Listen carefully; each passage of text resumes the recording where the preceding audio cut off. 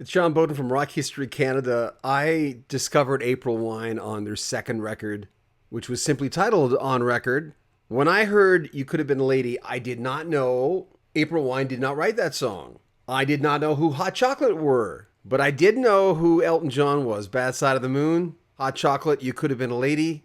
And the record had this, remember, it had like this music in between every song. They were all attached, which I thought was really cool. The band wasn't so sure about it. Then after that, of course, I did what most fans did. I went back and listened to the first record. In this segment, we talked to one of my favorite drummers from that era, Ritchie Henman. I remember paying attention to what he was doing because I was starting to drum already, and I was trying to figure out what he was doing on the drums for You Could Have Been a Lady. All I knew was there was no way I was going to be able to do that.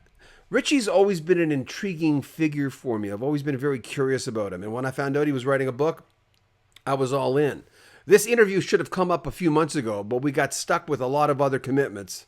And now I can finally say we're going to present it to you in its entirety. We've also talked to David Henman, his brother, and Jim Henman, their cousin.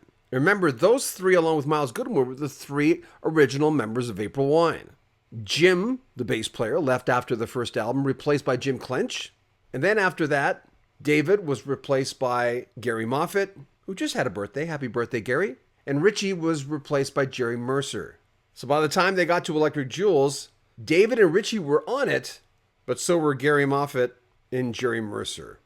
Okay, let's play the interview. Remember, we're going to present the Jim Henman interview in the next little while. This will be, I think, our third interview with Jim Henman, the original bassist from the first album, who, of course, in the latter part of Miles Goodwin's life, because we just recently lost Miles Goodwin, was playing with him live. And also David Henman. We've already put a few parts up on that. We're going to put out some more.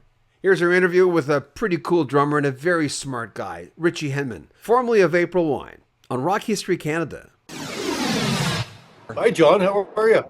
Is the background busy enough How for you you? doing? Is it busy enough for you back there? It looks great. It looks great. It looks just like it does. It looks just like it does on TV. You know what? I was just talking to Phil Collins' son, Nick. You know, the guy who took over for Phil. You know, when he was Yeah. doing the fun. And the first he gets on with Luke, Steve Lukather's son, Trev. He gets on. He says, "What the hell? He says, what the hell's going on?" It's my basement. It's a basement. It's your set. It's my set, man. That's what we do. So how you doing, man? Yours? I'm doing fine. How's my mise en scene look? Yours is look. You know, you're one of the main reasons I started drumming. You know that? Really? Yeah. There's two kits over there. My son, get this. After about a month, my son comes up to me. He was 8. He was 7 at the time. He says, "Dad, can I get a real teacher?" I went, "Oh, ow, ouch, Ow. that hurt." Ooh. I'm telling you, I'm seeing these kids 6, 8, 10 years old on YouTube playing drums, and I ain't going out there anymore. Heck with that.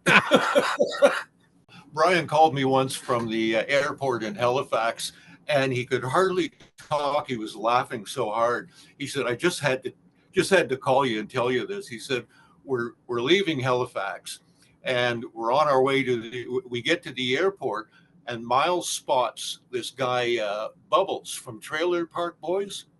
You remember Trailer Park Boys, Yeah. and the guy Bubbles was the guy and Miles was a big fan of the show, so he wanted to go over and introduce himself to Bubbles and talk. So the two of them are standing there talking. Brian's standing back a little bit, and a woman comes along, a tourist comes along, and stops and looks at them, runs up to them, and says, "Oh, would you mind if I got a picture?" And the two of them said, "Yeah, sure." The woman hands the camera to Miles, puts her arm around Bubbles, and says, "Do you mind?" She didn't know who Miles. She had no idea who Miles was. I enjoyed the book immensely, like a lot. This is a perspective that obviously no one else has heard before, and you're the guy who, as everyone tells me, remembers the dates. I remember entire conversations. It's kind of bizarre, the things that I remember. I don't know why that is. Things go in there and they stay there, and I seem to have the ability to pull them up when I need them. And it's not just things in my career. There have been things in my experience in business, all the years that I worked at Dinesco, where I would suddenly recall a lecture in a science class in grammar school or university that applied to what I was doing. And I was sure I slept through that class, because I probably would have played the night before or practiced or been out on a date, because that's the way I lived my life when I was in my teens, burning the candles at both ends. I hardly slept. I was just on the go all the time. And all the classes in school and later university that I was sure I slept through, I find I remember things when I need to, when I need them. A certain formula for something, especially in mechanical drawing or something like that, and certain physics things that I was sure I never learned, and yet they're all stuck in there for some reason. I don't know why. When did you realize you had that? It's just kind of always been there. I remember people have always been amazed. I hate to use the word amazed, but impressed, whatever, by something in conversation, and I'll say, oh yeah, I remember when I was 7, we did such and such a thing, or we went to such and such a place. I went just this past year when I was in Toronto for that Canadian Walk of Fame award, the Walk of Fame. I had the day after was a day off for me, and I got to spend the day with my daughter, which was just fantastic. And we took a walk in High Park in Toronto, and I hadn't actually been in High Park since I was about 5 years old, 6 years old, with my grandmother on a picnic when I was up there for a visit. And as we were entering the park, I said to my daughter, I'd like to find the place where I came when I was young, for a picnic with my grandmother. And that was like a couple hours on one afternoon. And as soon as we got to the spot, I said, Sam, this is it. This is where we had our picnic. I picked out the exact spot, and I remembered what I did. I remembered running down to the water and feeding bread to the ducks and things like that. And I said, yeah, this is where I went. This is where I stood, and I fed some, and there were ducks there. I said, I stood here. And I don't know why I remember these things, but they all come back. Probably it's because I wasn't, it can be said that I wasn't 100% rock and roller, because I never got much into the substances. And that's why I think why I remember things, because I'm not, there's nothing to cloud those memories. As a matter of fact, I was kind of the opposite. I was always on some kind of mad sugar rush, because I drank a lot of coffee and ate a lot of chocolate bars and jelly beans, ruined my teeth. But maybe that's why I remember. I don't know. I don't try and explain it. In your book, you do say at one point that you're surprised sometimes some of these rock and rollers don't remember some of this stuff, because it was like the best time of your life, at that moment. Yeah. Your dad and Alzheimer's basically was a little click for you to write this down, to do this book. It was part of the reason. It was part of the impetus for me finishing it, because it was something I had started, oh my gosh, almost 30 years ago, and I never gave it the notion of publishing it. I kind of scared myself away from that the more I wrote, because I started to think that who's going to believe that, like I said like I say in the prologue, who's going to believe that a kid from Chester Basin, Nova Scotia, would get to do all these things, be fortunate enough to do all these things, first of all, and meet all these and interact with all these people, to end up on stage with at the Montreal Forum doing our sound check in April Wine, the first time we played there, and Stevie Wonder, who was the headliner, comes out and sits down at the keyboards and just starts playing along with us as if he already knows the song, which is, of course, the gift he has, that partially because of the blindness. He has such an acute ear that he hears us playing. He knows exactly what notes we're playing. He doesn't have to go around and look for them. He could, oh yeah, oh, they're playing an E, I'll jam along, and doing things like that, meeting and touring with the Bee Gees and all the other crazy things, even some of the gangster things, that are stories that are in the book. I mean, how does a kid from Chester Basin, Nova Scotia? So I chickened out for a long time. As a matter of fact, I even put it away for almost 10 years. And then I decided, no, like I said, when I started thinking about my genes and my dad's Alzheimer's, no, I better finish writing this down while my memory is still sharp, so that at least I'll be able to read it back when the time comes and say, oh yeah, okay, that's, I wrote it down, so it must be true, kind of thing. And actually, at that point, when I got it out again, it was still on a floppy disk. That's how long ago I started it. So I had to get my daughter to transfer it from the floppy onto a hard drive of a newer computer, so I could finish it. And the other thing, as I say, I think in the prologue of the book, when you start doing something like that, memory, you remember a certain part about, a certain gig, a certain event. And as soon as you start writing it down, it triggers more memory. Memory begets memory.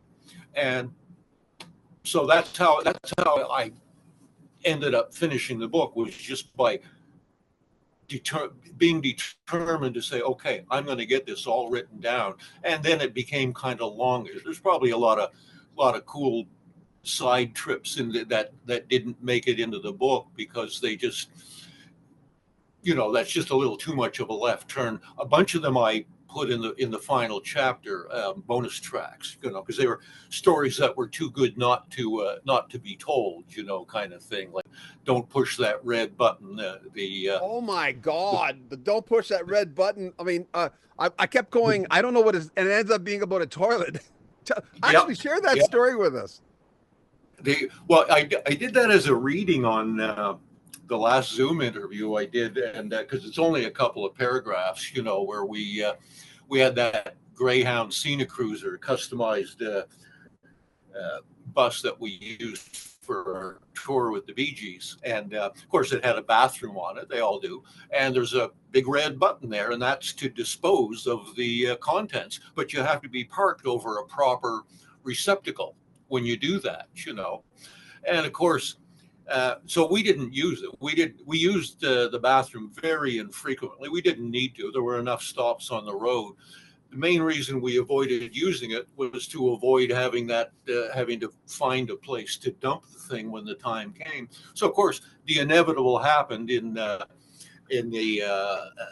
parking lot of the Ottawa Civic Center during the Bee Gees concert, and somebody had invited a few people onto the bus. They wanted to see our tour bus, and when we came out the back door of the building in the driving rain, we could see in the lights, the parking lot lights, this lurid green liquid coming out from under the bus and being washed down towards the doors of the Civic Center, the garage doors. And like I said in the book, that was the fastest exit from an arena parking lot we ever had.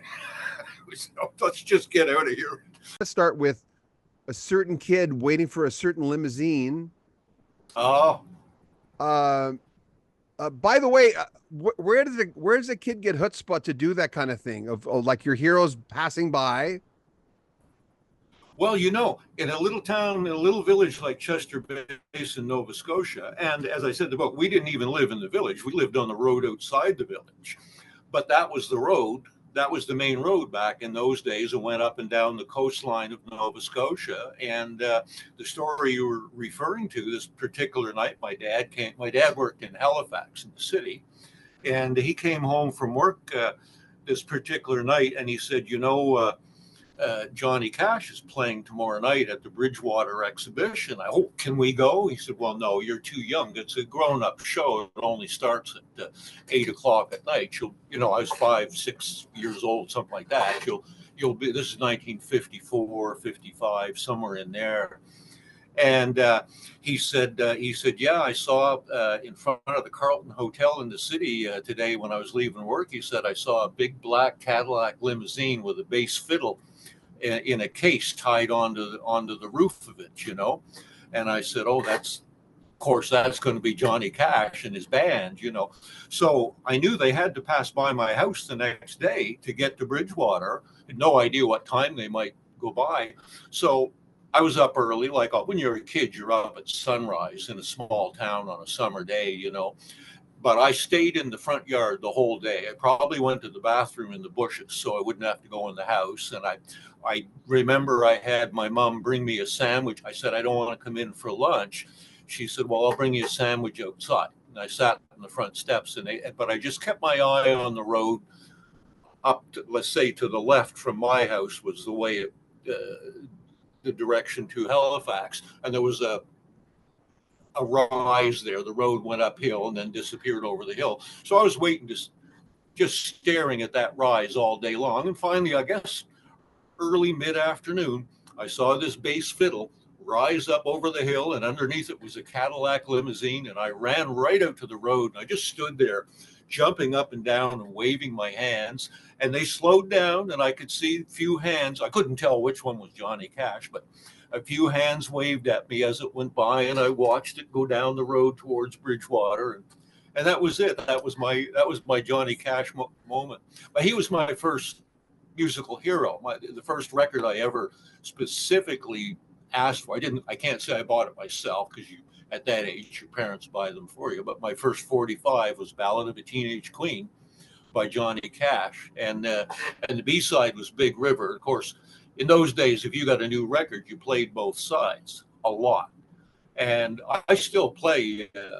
I could pick up that guitar back there and play "Big River" for you. I still play. I've been playing that song for about 60, almost 70, well, 60 years anyway. By the way, what's the guitar that Jim Clench always didn't take care of? You said you still have that guitar.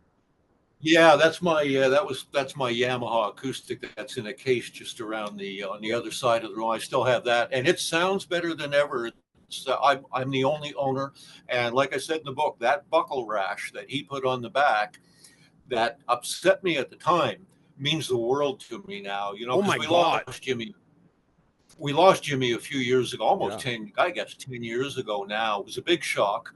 And Jim and I always got along. Jim's one of the funniest guys. I wish you could interview him. It's one of the funniest guys. I interviewed him in 2000. Oh, you did? In 2000. Oh, you did? Good. Did David tell you about meeting the Ventures, the time he met them? He went to see them in Toronto quite a few years ago. Well, maybe 15, 20 years ago. And they did, after their show, they did a sort of meet and greet. And he got in line. He just had to go and talk and shake their hands, and he said to either Noki Edwards or Don Wilson, "You're the reason I started playing guitar and became a musician." And whichever one of them was just smiled and said, "Well, sorry about that," or "Glad." He did say that. Your parents were not normal parents of rock and rollers. Your parents, I mean, that even the van. It started when I found out about the van. I'm going, what the hell? It was new. But tell me about how your parents, from your perspective, kind of looked at you guys and went, go to town, or how were they? They got behind us if we worked hard at something. They wouldn't just indulge any old women, and they couldn't afford to. We weren't very well off, but we weren't dirt poor either. So when David and I got serious about music and started played live for the first couple of times when I was 14, David was 15, they could see that, this is a good thing. This is something that they do seriously. It's not, we're not just playing at it. We had dedicated ourselves to it, to constantly trying to play better, be a better band, look better, sound better. So right away, right from the get-go, from that very first band, probably from not long after the third or fourth time we had even ever played, Mom and Dad said, okay, so you want better equipment, and clearly you need better equipment. You'll sound better, you'll be able to get better gigs, and you'll be inspired to play better because you have better equipment. So here's what we're going to do. We're going to loan you. We'll get a loan so you can get better equipment, not the big multi-buck stuff, but better than good enough to better than what you've got. Move up to the next level. The same with your wardrobe. Bands wore uniforms back in the early 60s. I heard about the Tip Top trip. Right. So you want band uniforms. Mom will take you to Tip Top Tailors and open an account. You will then pay back every time you play a gig. You will make a payment on the equipment and on the and at Tip Top Tailors, and they instilled that sense of business in us right from the get-go, and continued with that. If we needed, then we move ahead to, let's say, 1968. We're in that trio Prism. Now we really needed a good sound system and better guitar and bass amps. Mom and Dad co-signed a loan for us to get that stuff, and we bought all new equipment, new microphones, good sound system. And we had done that. Actually, we did that twice. In the mid '60s, we got all new a new trainer sound system when they first came out, and then later we got a custom KUSTOM, those funny Naugahyde covered ones. But they were good. That was good gear.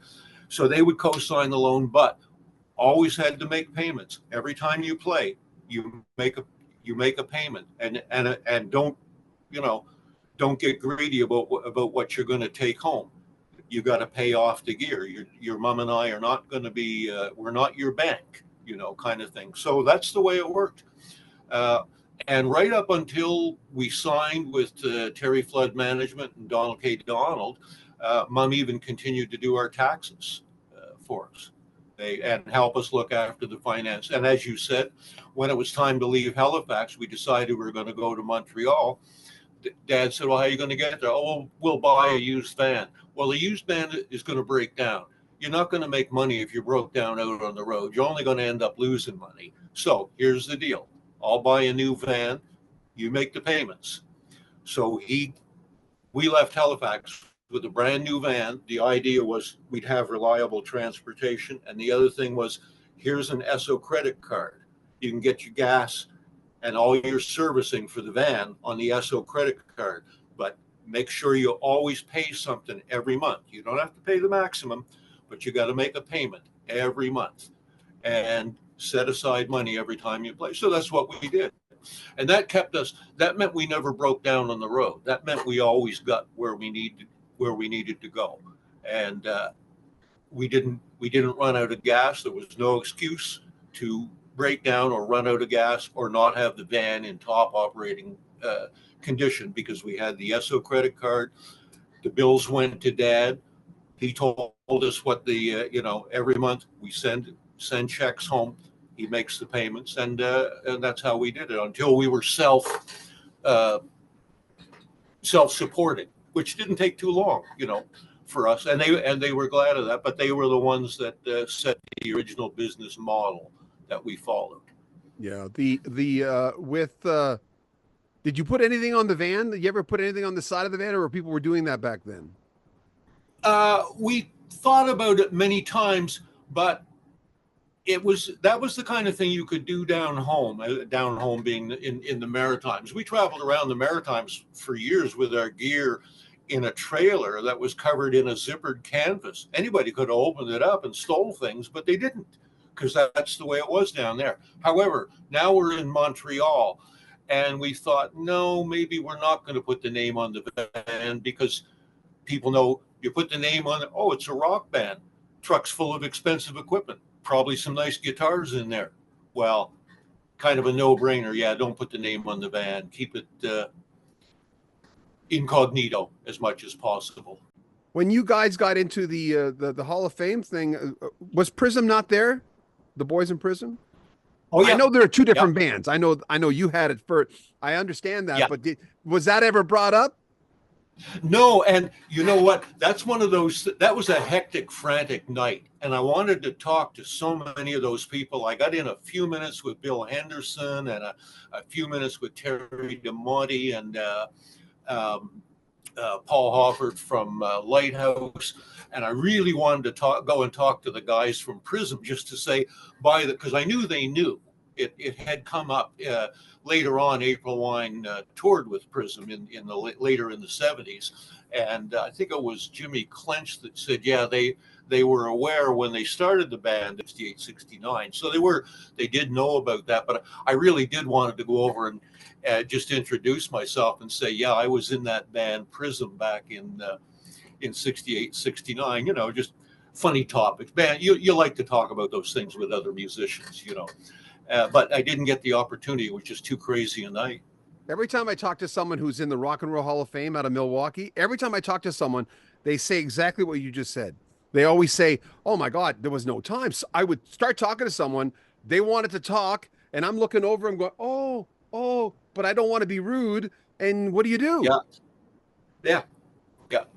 You take what you can get and just, you know, try and enjoy and try and remember it all. You know, it's a big night. It's like you're saying to yourself, now make sure you remember all this. Don't get drunk and forget it all the next day or something like that. That's the way I am. I want to remember those times that I'm doing those things. So, whose decision was it to go to Montreal? It was a question of, we're trying to choose Montreal or Toronto. And I had my friend Sandy McLean, who was my good friend when I lived in St. John, New Brunswick, had moved to Montreal, and we wrote letters back and forth all the time. And I had written to him and told him what we're doing. We're thinking of, we started this band, we're doing all originals, we're going to look for a recording contract, just can't decide if we're going to go to Montreal or Toronto. Sandy wrote back and said, well, you should come to Montreal because it's a more of a broader spectrum of music here. And he said, now, he said I can't speak for Toronto, but he said, you know, here we've got this DKD agency that you're already aware of. And he said, anyway, if nothing else, you can crash at my mom and dad's house for a few nights while you get things rolling. And there's a YMCA 2 blocks away where you can get rooms for like $5 a night back then, you know. And so we had nobody to mooch off of in Toronto. We couldn't come up with anybody to mooch off of in Toronto. So we said, well, let's give Montreal a shot. It's closer. At least it's on the way to Toronto. We'll go there first, mooch off the McLeans and see if we can get something going. And that's exactly what happened. And that really, it was as simple as that. We came to Montreal because the McLeans offered us hospitality. We had a place to stay. Describe Donald Charlton. You know, we showed up at a good time because he was a booking agent who was just really expanding. He'd only been at it for maybe barely 2 years, and really expanding out into the Maritimes and booking more and more bands in the Montreal and becoming more of a major player with every week. And of course, they had, between him and Terry Flood, had this band. We're looking after this band, Mash McCann. Terry was managing, had them on Aquarius, and the band was doing exceptionally well, especially in Japan. They were huge in Japan. And so we came at a time when they were in the process of a major expansion and the whole industry because of the CRTC ruling. We were in the right place at the right time because we were a band doing all original materials. The doors just opened. Oh, you're a Canadian band doing all original material? The very thing we're looking for right now. And so everybody listened to our demos, but in the end, it's the personal chemistry with the people that you talk to. And that's where Donald and the people at his office, including Claire had just started work there. She was actually the first girl I met in Montreal. And here we are, married now 48 years. She's just in the next room watching TV, I think. And Terry Flood and all the people that worked with them at Donald K. Donald, John Blom, Keith Brown, and Barry Archer, and all the others that worked there, we just had this chemistry right from the start. And on top of that, we were all new at this, but making it up as we went, and heads full of ideas, and everybody thinking outside the box. Let's try this, let's try that. Recorded the first April Wine album. They focused on the obvious, the word wine, and use that in the, you know, on the album cover. You've got those ugly feet that have been crushing grapes to make that wine, were not Anne Murray's feet. and they weren't Anne Murray's feet. No, she has much prettier feet than that. Anne always used to go barefoot back in those days. That's why it was an easy little kind of a joke to say. But she thought it was funny, right? She thought it was funny. Well, somebody told me that. I don't know if it's true, but somebody, you know, it might have been somebody like Ian Byers from some guy from a radio station, I'm not sure, said that, oh, by the way, that joke you guys been talking about, that got back to Anne, and she thought it was hilarious. But she's got a great sense of humor. I don't know if you've ever read her book. If you haven't, you should. She's a terrific writer, and she's got a amazing sense of humor. You know what Jim Clench told me? Jim Clench told me she's an amazing. She could play. She beat everybody in golf. I've heard that too. Yeah. Apparently, she's an amazing golfer. Yeah, I wouldn't be surprised if Donald's played golf with that. Donald was a golf nut. I wouldn't be surprised if he played Anne. I'm going to try and remember next time I see him to ask him if he's ever played with Anne, and was she as good as they say. He's a guy I should talk to as well. He's yeah, I think I will. Yeah, because he's on Facebook, his company. You could give it a go. Donald has Parkinson's now. Okay. And so he has sadly, he doesn't live very far from me. I could drive there in about 6 minutes. And Annie, Donald's wife Annie, Claire and I still run into Annie at the mall very frequently. And Donald has lucid moments, but no, it's not gonna. Yeah, it's a bit sad, you know that, but it happens. Same thing happened to Steve Lang from April Wine. Oh, yeah. Parkinson's, and got it very, very bad, much worse than Donald apparently. And except he'd have about 1 hour a day where, as he put it, he had 1 hour a day of being Steve Lang, and the rest of the day he was trapped inside this flopping shell that he had no control over, just stuck in there looking out at the weirdness that used to be his being. And it's very sad. I hope I don't. I hope that doesn't come my way. I'll take whatever comes. It's you play the cards you're dealt and do the best you can with them. Memories or stories, or you loved either Paul Anka, the Diamonds, Crew Cuts, Four Lads, or Ian and Sylvia. I got to see Ian and Sylvia in St. John's, Newfoundland in, I'm going to say it would be 1966 at one of the high schools there had a really nice theater, with a proper stage, the kind of theater where you could put on plays or musical presentations, a proper. And I got to see Ian and Sylvia there. I was big fans, and I still a huge fan of Ian Tyson's writing. He is one of Canada's national treasures as a singer-songwriter, particularly as a songwriter. His songs are just amazing. The other bands there, the older bands you mentioned, I listened to, of course, to all their records and love them all on the radio, but never got to see any. I got to see Bobby Curtola live. Do you remember Bobby Curtola? Bobby Curtola lived in Rio Terrace in Edmonton, right by my ex-wife. My ex-wife and I are very good friends. She's friends with my wife now. And Bobby Curtola at Halloween in Rio Terrace in Edmonton would give out his 45s. Didn't make kids very happy, but, it was, why not? That was his thing. Of course I remember. I did telethons, radiothons with Bobby. Good. Yeah, I got to see him. I'm trying to remember who else I got to see. Gordon Lightfoot, because he came to the coffee house in St. John's that my brother had started with Dave Hargis from the States, American Draft Dodger. And so that was because that was a nice small room into really intimate room, and he just went up with Red Shea for that one, just the two of them, and sat on a couple of stools and played well, probably for about 20 minutes, half an hour, and and that was nice of him to do that. He's a good sport.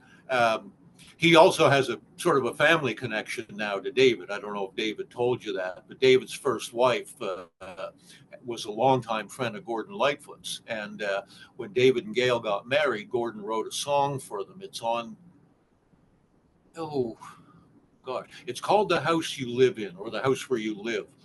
I forget now which album it's on. Darn. But what era anyway, would have been? What era? What, like the Sundown era? 75? 73, 74. Sorry. Oh, I don't remember. It was late. Sunshine late of Your Life, Cold on the Shoulder Time. Yeah, I think so. Yeah, somewhere in there. It would be in the album, whichever album it was, would have come out in about 74, 75. And the song, I think it's called The House Where You Live. And so to this day, my niece, David's daughter, Tiffany, before Gordon died, one of the last times that he played in summer Ontario, Tiffany went with her daughter, and they stayed after the show and got in the meet and greet line. And but before they got to the front, they stopped it, and the road stage manager said, "Sorry, Mr. Lightfoot is really exhausted, and that's all we can do for tonight." So Tiffany just walked up and said, just tell him that Tiffany said hello. I'm Gail's daughter, and this is my daughter's with me. And he said, okay, I'll tell him that. And they turned around to leave, and a minute later the guy came running up. Tiffany came running after them and said, Gordon wants to see you. And so they went back and he wanted the picture taken with them, and she sent me the picture. And so there's my niece Tiffany with her daughter, and Gordon at the age of 80 something he was then. But yeah, he remembers, he remembers his friends and his family and people right up till the end. Good for him. I'm glad Gordon didn't have to suffer that loss of memory thing. He kept that till the end. We say to each other, you can't cheat the hangman. I mean, the thing is, you never know, but your memory is like crazy. As you can tell, as you probably know from what I do, I interview everyone who's 70.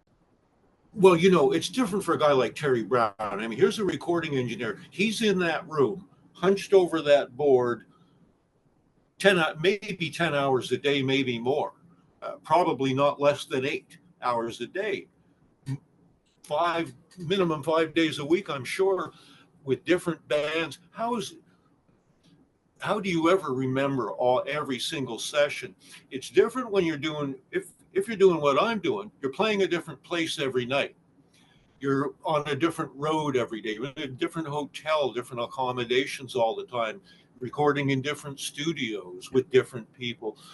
It's easier to remember when there's a lot of changes, a lot of variety, than if you're just in the same place. So somebody was talking to me about my memory last year, and I said, it occurred to me that if I hadn't left Chester Basin and moved first to Timberley and then to Halifax and St. John, back to Halifax, Montreal, moved to a lot of different places, played in a lot of different bands at a lot of different places. If I had just stayed in the same place and played in a band and played all around Nova Scotia and played the same places year after year with the same band, with the same musicians, I'm not sure I'd be able to pick one gig from another, except for if something really unusual happens, that you're always going to remember. But when you're basically doing the same thing in the same location, day after day after day, how do you, it's natural that it's all going to dissolve into vague snippets. So Terry Brown needs make no apologies. We had a great time working with him on the second and third album, and we enjoyed all those sessions. And it's nice that I remember them, because for me, those were those sessions that we did at that location. But for him, he was at that location all the time, whether it was us or Rush or Kenny Rogers in the first edition coming in to do their tracks for the TV show, for the Rolling on the River TV show. That was the studio they used, you know. And Terry worked with Dr. Music in there. I couldn't even name all the bands he probably worked with. So how could you possibly remember each and every one and each and every session? Can't do it. I find that about you. Your stuff outside of April Wine I found just as interesting, obviously, because I have an interest in who you are. But and Rick Emmett's book's the same way. Rick Emmett's book is one chapter Triumph. The fact that he only has the one chapter on Triumph, I think is probably why he gets some negative reviews on the book. And I hope he doesn't let that discourage him. Those are just, people are looking. I'm sure there's one bad review on my book. Probably the guy bought it hoping to read nothing but April Wine, and perhaps was disappointed that maybe he didn't know all the other stuff, the other bands I had been in or anything like that. So maybe he was disappointed that there wasn't enough April Wine for him in it. Well, I only had 3.5, 4 years in that band, and I think I covered it pretty completely. So I make no apologies. People will form their opinions based on what they're looking for. If you're going looking for the ultimate luxury and you've settled on a Chevy Malibu instead of a Rolls Royce, instead of a GTO, my friend. By the way, how did you buy that GTO? How I mean, you talk about the van, but did your father co-sign? How did you buy that GTO? No, that was me. I had Dad had co-signed a loan with me to buy my first car, the '69 Chevelle that I bought brand new. Again, because he didn't want me, he discouraged me from buying. I was looking at used cars, and I'd come home and tell him about it. He'd go, "Oh man, that's going to be expensive yeah, it's cheap to buy, but it's going to be expensive to maintain." So he was the one that finally said, "Look, I'll co-sign a loan if you want to buy a brand new car, but don't go crazy and you better make the payments. Otherwise, I take the car and sell it." So then all I had to do, I was making payments on the Chevelle. All I had to do was when I discovered that GTO, it happened that my booking agent our booking agent in Prism in Halifax had been badgering me to sell him the Chevelle ever since I got it. I said, "Cam, I just bought the thing. I'm not going to sell it."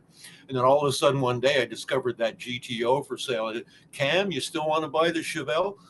"Oh yeah."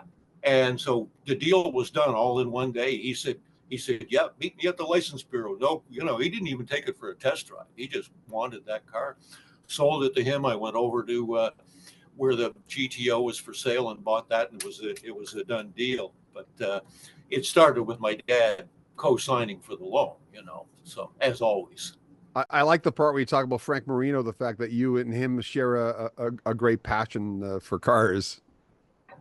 That was all we ever talked about for 40 years. Whenever we got together, we only ever talked about cars. We never talked about bands or music. And it was only when in the consultants, when we started recording with Frank, that Frank and I finally talked music together and played music together. But prior to that, everything, it always had to do with cars, because he was a gearhead just like me, and still is. When did you guys know, okay, financially we can make this work, or did you ever know that in April Wine?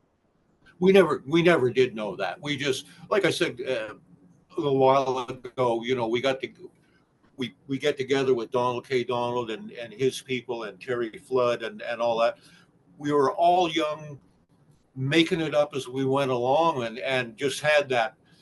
Everybody was on fire to do things with it, So, and you talk about, in the 70s, high schools had big budgets in the 70s to have rock bands come in and play. They don't do that anymore. They don't have those kind of budgets, And so the high school market was a lucrative market. It meant you could work at least every Friday night. You could get a high school gig, and Saturday nights were more likely university gigs, with everything from frat houses to theaters at universities to dances to whatever, both universities and high schools had budgets back then to do that kind of thing. And so we didn't actually do so much club work at the beginning in April Wine. Only later in 72 and 73, when we were around Toronto, we were more likely to play in a club like the Generator for 6 nights in a row. And we'd go there 4, 5, 6 times a year and go there. And even out in some of the smaller towns, Oshawa and out in the Niagara Escarpment, there'd be clubs out there that you could go and play for 4, 5, 6 nights in a row, and sometimes they were your audience and sometimes they weren't. You end up out there in the tobacco country in southern Ontario. I remember one week we were playing at a club there. I think we were there for at least 4 nights, and the audience was all migrant tobacco pickers from Mexico. They had no idea. These guys didn't listen to. They didn't listen to Chum Radio. They had no idea who we were or that we were recording, and they didn't care. They were just there to drink on a given night and get the day behind them, the day of tobacco picking behind them. And so we'd get depressed. We'd say, well, gosh, we're in the top 40 in the States. What are we doing here? Those are the kind of things that upset the apple cart, that those are the little things that chip away at the foundation of a good product and eventually become damaging. At least, if nothing else, they get you thinking about, why are we doing what we're doing at this particular moment? Why aren't we doing what we did last week all the time? That big gig, that big one-nighter at some arena somewhere. Why aren't we doing that all the time? But at the same time, you can't always just lay it on the management and the record company. You can't say, oh, well, they're not doing their job, because you don't know. It's not your job. You can't be too critical if you're not there every day keeping an eye over their shoulder. It's not fair to say, well, you're doing your job wrong because we're stuck in this bar. So that's business. That's the business part of it. That's the unpleasant side of it, but it's there. It has to be. And hopefully you make the right decisions and move onwards, as they say, move forward. Miles said You Could Have Been a Lady was a real missed opportunity. He says that one bothered me for a lot of years, because here we were, doing this hot chocolate song when in North America, a lot of people didn't even know who hot chocolate was. So that worked. Later on, that changed a little bit, but he says we should have springboarded from that. What's your thoughts on that? It's true. The song was, we should have had a better springboard. I guess, let's see, the next single after Could Have Been a Lady was Bad Side of the Moon, and then after that, Drop Your Guns. And if I recall, I think Drop Your Guns at the time might have done just a little better than Bad Side of the Moon. They both did okay. The thing is, neither of them were as strong as Could Have Been a Lady was in its day. And actually, here we are 53 years later. It's pretty much the same. Of the early singles, Could Have Been a Lady is still the strongest one. It's still the one most people want to hear. It still gets. I went to see the new band last October, downtown Montreal, and with Mark Perron, who had replaced Miles and has replaced Miles and sounds spookily like him. His vocals, that's really spooky to listen to. When they did Could Have Been a Lady, about 4th, 5th, 6th song into the set, I couldn't believe the reaction from the crowd. Wow, the crowd still eats that one up. So I don't know if I've answered your question. I think it's a question of not so much that we didn't have a strong enough follow-up. It's just that song was just so strong that maybe it couldn't be followed up until something like "Ooh What a Night" eclipsed. I think "Ooh What a Night" was probably the first song that eclipsed the success of "Could Have Been a Lady." I got it right in front of me. First of all, you probably know this. "Fast Train" was number 38 from the first album. "You Could Have Been a Lady" hit number 2 in Canada, 32 in the US. "Bad Side of the Moon" number 16. It didn't chart the top 100 in the US. "Drop Your Guns" went to 34, so it didn't quite do as well. But after that, like "Lady Run, Lady Hide," which you point out in as far as his songwriting in the book, number 19. "Weeping Widow" was 40.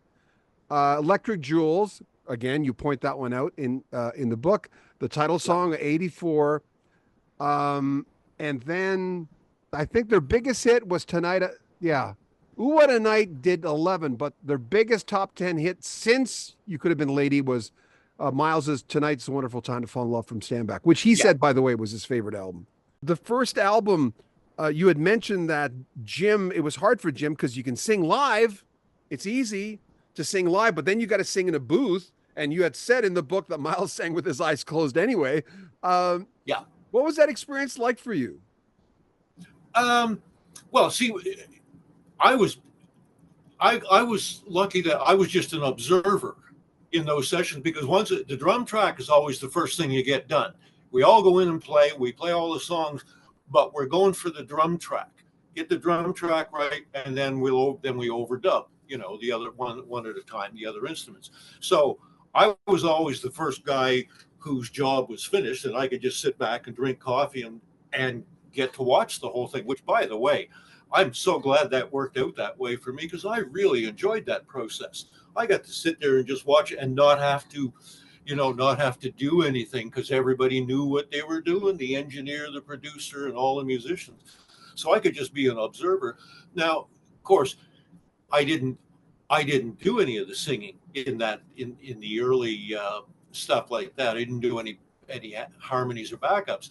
So I would sit there and watch it. And of course, Jimmy, you go in, I could see it. You go into that studio, and then inside the glass booth that they had, this beautiful, huge glass booth that was on wheels, no less. And so they'd roll it over so it's facing the control room, and he's in the booth like a bird cage, all by himself with these big headphones on and this big microphone in front of him.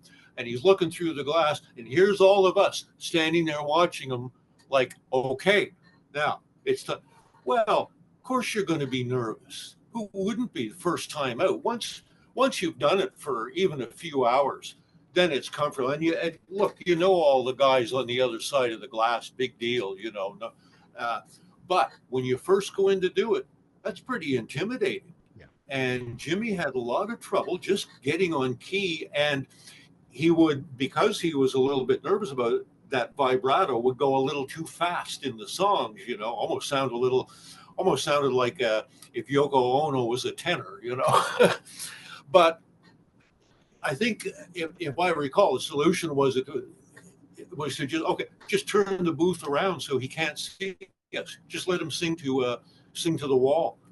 As long as we can't see each other, then he was more comfortable with it, And as far as Miles, he would always just closed his eyes when he sang anyway back in those days. So he'd just go in, close his eyes and sing it. He was listening. He didn't have that, he wasn't intimidated by being looked at or watched, at least in the studio. That came on stage, I think he may have been, but not in the studio. So he'd just close his eyes and put the cans on and sing his part. And, we'd go, yeah, all right. He's the man. He's the singer, What a cool guy, huh? Ritchie Henman, great drummer, a very smart, introspective guy who never forgets anything. When I talked to his brother, David Henman, he says, Ritchie doesn't forget anything. There's links in the description where you can pick up his book. If you want to make a donation to the channel, there's a PayPal link right in the description. You can join our Patreon, get early access to our videos. But remember, subscribe to our channel, share our videos, comment on them, and like them. It makes a big difference. I'm John Bowden. This is Rock History Canada. Take good care of yourself.